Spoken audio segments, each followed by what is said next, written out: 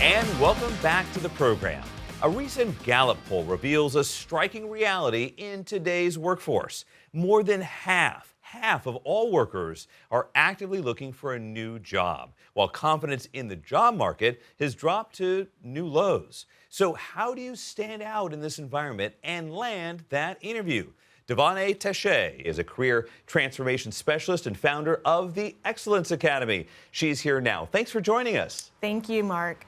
So the Bureau of Labor Statistics reported better than expected employment projections recently. For March, 178,000 positions added, but there is some confusion around unemployment numbers, the state of the U.S. economy. What do those numbers, what do the recent trends reveal about the mood among people and seeing new jobs, trying to find career transitions in kind of an uncertain environment? Yeah, thank you for that question. And so right now, the stats are showing that 49% of men and women are struggling right now in this economy. 1 out of every 2. Yes, sir. And 46% are thriving. This is down from 53% from the year of 2022. I also read that right now 72% of men and women are not confident in our current job market. Why is that? When you look at anything that's going on in the news right now, It doesn't bring forth confidence. It doesn't bring forth I am prepared and ready and able to secure jobs. I have family members who have been unemployed for about a year to year and a half now. Oh my gosh. Not because they're not looking. Yeah. They're looking. It's just no one's hiring or they're not receiving the phone calls back. Well, a lot of people have uncertainty right now. You've got the tariffs, you've got different layoffs. We had DOGE, the Department of Government Efficiency. Yes. They laid off a ton of people. I read up to 300,000 people are no longer in the federal government that were working a year ago. So how does those large cuts in government, impact people? How do you prepare them for this next transition, which for many of them, let's be honest, like your family members, were unexpected? Oh, great question. And I was one of those people who was on the chopping block, if you will, because I was in that the supervisory role and I was on a probationary period. And anyone in that probationary status was essentially able to get removed. Yeah, you're talking about in the beginning of the Trump administration. In the beginning of the Trump administration, yes. However, everything passed by. I am still actively employed, but it wasn't just myself, it was also my teammates. And what I had to do was sit us down, going to your question on how do you prepare anyone,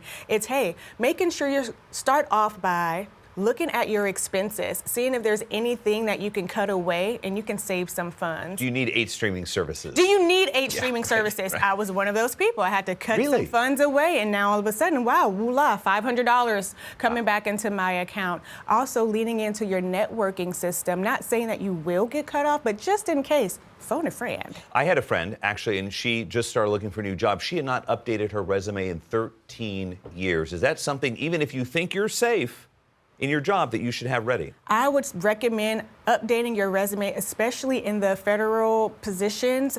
They just changed the requirements from once upon a time, you can have 10 to 15 pages, right? So that you can hit those key statements and get picked up by the computer. Well, now that's dwindled down to 2. 2 pages. So if you haven't updated your resume, well, then you're automatically counting yourself out. I'm so glad you're here today because I wanted to ask you about the rise of AI. Yes. And how that's impacting careers and transitions. We just saw, for example, that Meta has announced they are going to be laying off, I think, 8% of their workforce. That's thousands of employees around the country. So how does the rise of AI advancements have on workers, their priorities, and especially those looking for better work-life balance, as we all are? Yes. Well, I would say do not be afraid. That's the first thing. Anytime there's a change and a shift, then people begin to operate from fear. Instead of doing that, take it on, embrace it. Go out to YouTube University, see what you can learn, see exactly where AI fits within your niche. By that way, you can partner with AI, or you can learn the back end of AI. So now your team, they're coming to you so you can train others. So now you're the AI consultant on your team. I like so that. You're adding value, right? You're an asset to your team, not a liability. Last question for you. You've served the United States. Thank you very much. 14 years in the U.S. military, served on 6 bases. You did something rare, which is you went from a master sergeant into the role of an officer. Yes. So a lot of military members I talk to, they find the transition from military life to civilian life very difficult. Really quick, can you give us 1 or 2 tips to make that transition smoother? Yes, I would say articulate yourself. You have effective communication. Remember that you have the greatest of the greatest training out there. Make sure that you communicate that. Be confident in who you are.